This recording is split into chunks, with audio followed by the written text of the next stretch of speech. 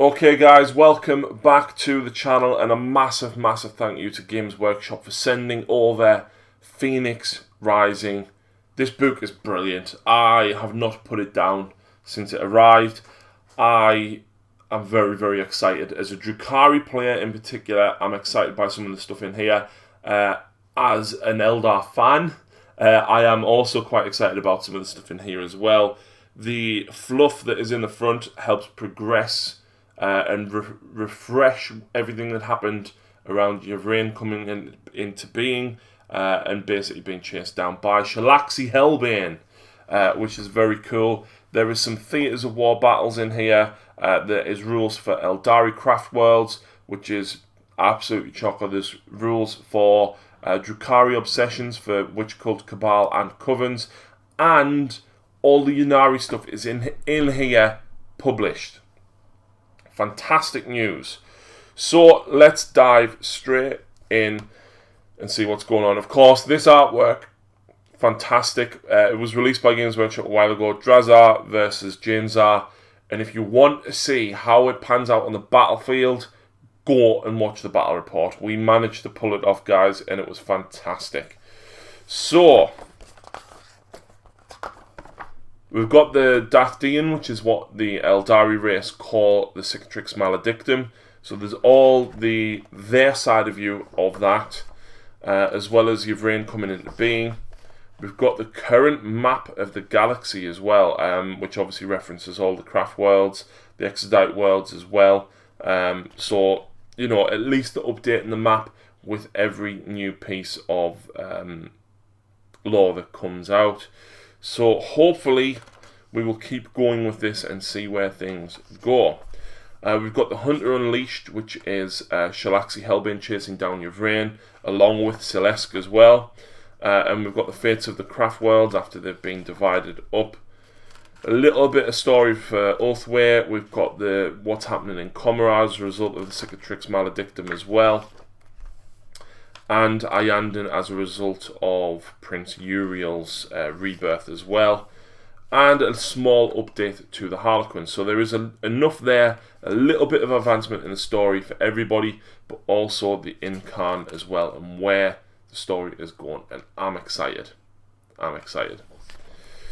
So we've got 3 or 4 missions for Theatres of War and Echoes of War. So some of these are very cool. They're not all specifically for Slaanesh versus Ynnari. There is one that is that, and I really want to play that out as a narrative game as well.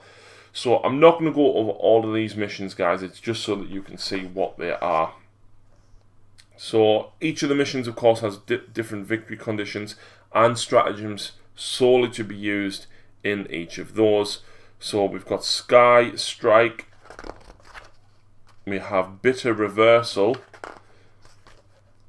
Confrontation. The Confrontation one is Slaanesh versus Ynnari. So that is the one that we are going to be using in the battle report when we hopefully film that. I'm really excited about this. I love the narrative behind Ynnari and Slaanesh. Now, a lot of people don't like where Ynnari went, but when you think about it, for a fluff reason, they are exactly what they should be. So Slaanesh obviously fight first in the combat phase. Now Ynnari fight first in the combat phase. So they are fighting fire with fire, basically. And I like that. I like that. So we've got all this stuff for the craft worlds. Check out the review that I've done for just the craft worlds if you want to see this more in depth. So we've got the points and everything for Janzar, as well as a name generator. Updated War Scroll for Janzar and the Howling Banshees. Powers of the Aspect Shrine. These are for your Exarchs of your Aspect Warriors. They can take an additional Exarch power for spending 1 command point, and each one is a different stratagem. Or you can swap out the Exarch power for one of these. So you've got your Fire Dragons, Dire Avengers, Dark Reapers, Scorpions, Spears, Banshees, Hawks, Crimson Hunter Exarchs, and Warp Spiders. You've also got an additional Psychic Discipline. Very low to cast, but you swap these out for Smite, and any Psyker in your army can do these. So, you know, whether it's a Warlock, a Farseer, or a Spiritseer, or even a Bone Singer or Hemlock, you can swap your Smite out for these. And then you've got your create your own craft world attributes. There is a lot here. We've got about 18, I think, and you get to pick 2 of them. There's 1 or 2 that say you can't pick a second one, but in general, you get to pick 2. And I think depending on how you build your army, there are some very good combos. If you, for example, like playing Wraith Heavy, you want to probably take Wrath of the Dead plus something else. There's some very, very good stuff in there, and very flavoursome stuff for the forces as well. For Drukhari players, we've got the updated points, which are actually the same for Drazar and the Incubi, as well as a named generator. We've got Drazar's new War Scroll, as well as the Incubi War Scroll. And remember, guys, if you want to see the in-depth Dark Eldar review, go and check out that separate video as well. But we've got 8 obsessions for Kabbalites, we've got 8 obsessions for Witch Cult, and we've got 8 for Homunculus Covens. There's a lot of stuff in there, and again, depending on how you build your army and what you like putting in your army, you can pick and choose these attributes to play the way that you want to play. I think it's a very, very good way to play with these, and I'm quite excited to play more Dark Eldar. But that's not everything, guys, because we've got the published Ynnari rules. So I have read these. I didn't go over the White Dwarf ones that much when they came out, because I didn't, at the time, have everything I wanted to be able to play them. Now that I'm looking to play them, I have read these, and I quite like some of the stuff that's in here.